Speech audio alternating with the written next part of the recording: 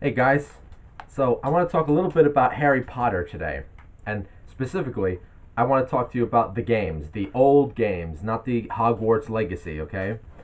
So I actually made some notes about this a while ago, so I'll be going off of my notes for the most part, because I think this is valid and I think to me this is very important. Hello, Rosie. Hello, look, it's Rosie. Yes, yes. So I titled it Game Preservation, a moral imperative akin to book collecting history. Yeah, I know that's real fucking arrogant.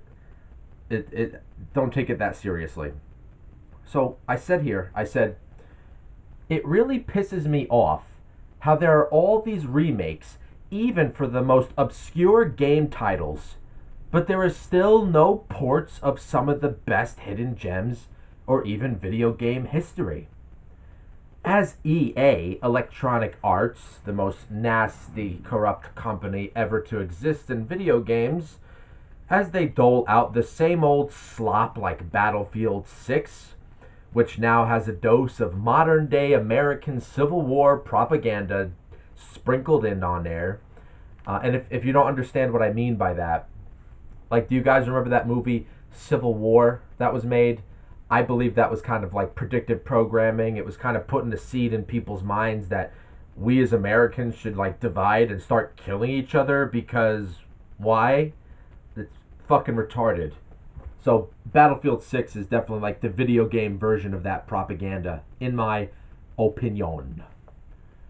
All of the classic good and bad Harry Potter games remain, surviving, thankfully, due to the fans preserving these nostalgic game time capsules.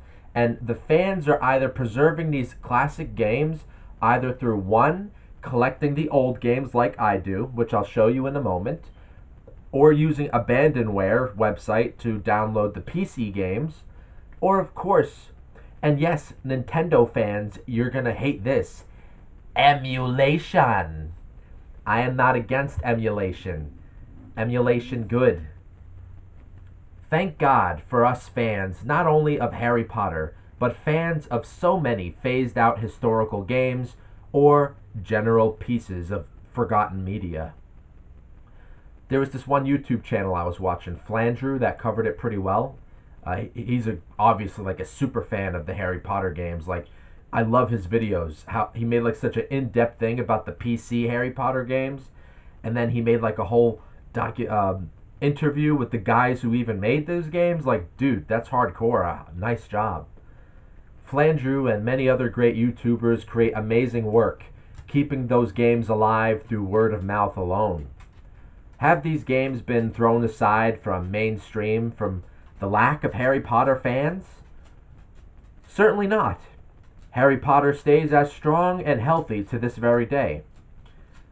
Is it copyright? Is that why they're not releasing these games or porting them to new systems?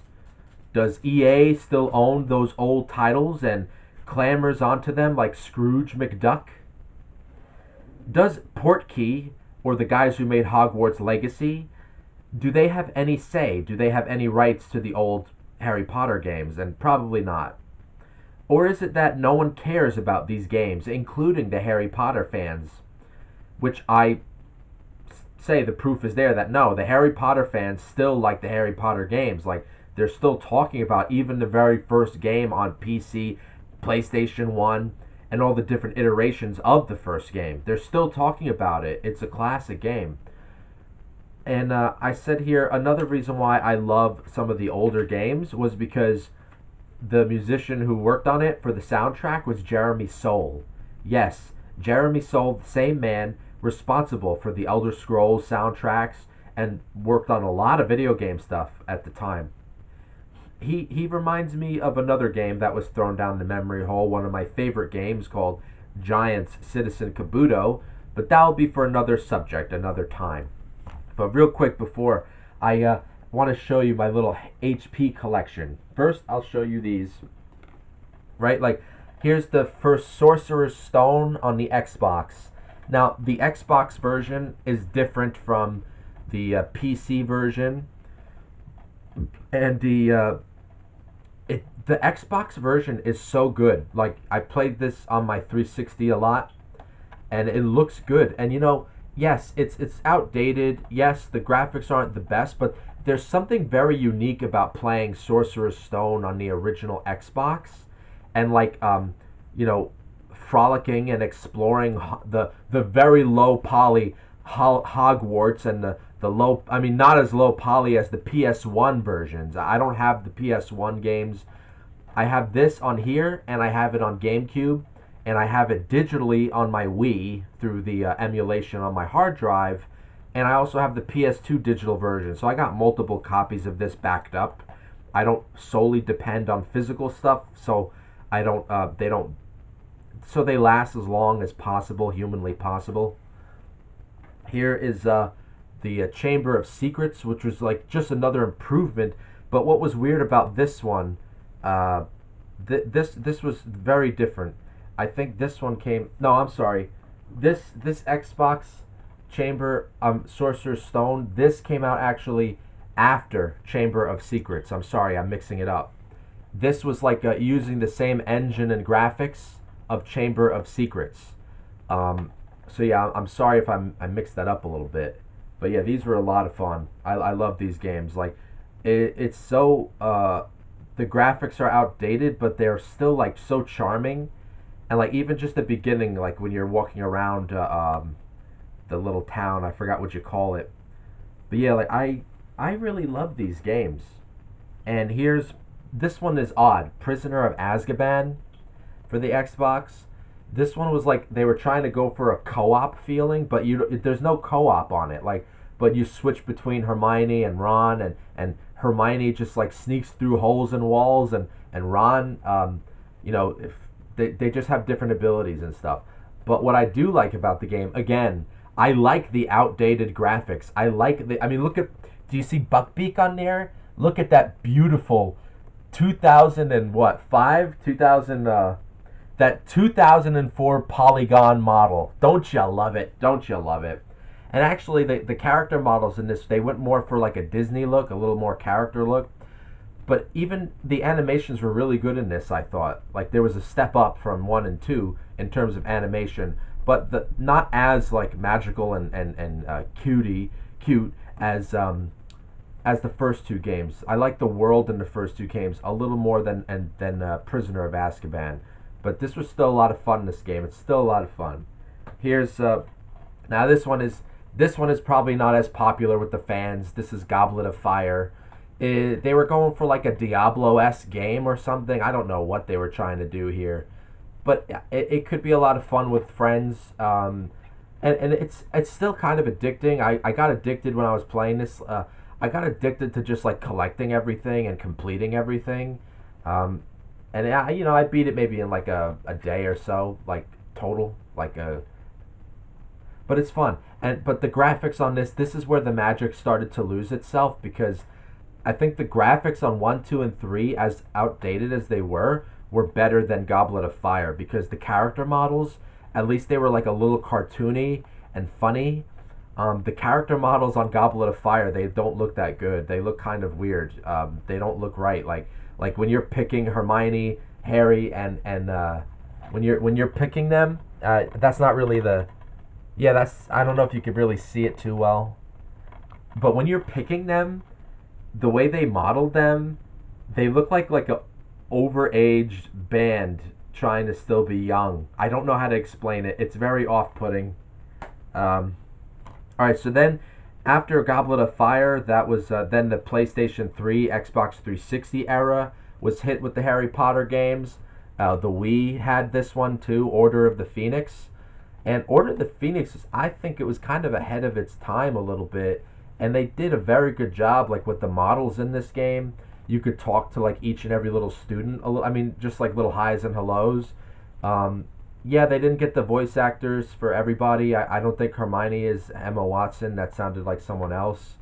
But for the most part, like I think Order of the Phoenix is a pretty good, solid game. I liked it a lot. It's a little repetitive. I don't like the system where the level design is a little kooky, because you end up having to use the footprint system a lot, where it's like a GPS system, like on Grand Theft Auto, like when you're driving, the GPS is showing you where to go. But in this, it's like you see these footsteps that you have to follow to your next objective if you want.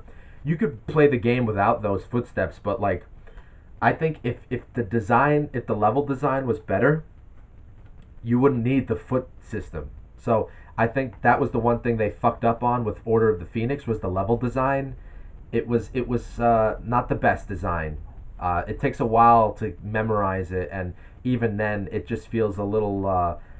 They should have. They could have done the level design a lot better. That's all I'm trying to say. But overall, like the graphics, really cool. The character models, I love them.